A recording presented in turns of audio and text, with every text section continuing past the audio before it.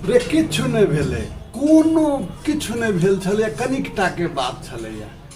कक्का 4 महीना से कलकत्ता में छलखिन हैं आ ओतऽ अपन जुआबाजी शराबबाजी करै छलखिन हैं। वह पाई नहीं हटल, नौकरी चाकरी करे नहीं छलखिन हैं। तो फोन केलखिन कि जैसे हमरा आब मन खराब है, घर आबऽ के किराया दिए। तो बाबू पैंचा लऽ कऽ हुनका किराया भेजलकै। तो एलाहा तो हम चौक पर ठाढ़ छलहुँ हैं, हुनका गोर लगलियनि। आ गोर लगलियनि तो की कहै छथि कि जैसे बउआ घर में हम असगरे कमौआ छी आ तू सब प्राणी छ खाली ठूसऽ वाला, ठूसै छ दिन राति। हम कहलिए यो कक्का दाई सहिए कहै छलैया कि अढ़नी दुसलक बढ़नी के आ चलनी दुसलक सूप के, जकरा अपना 72 गो छेद आ सै पर यहाँ करै छी।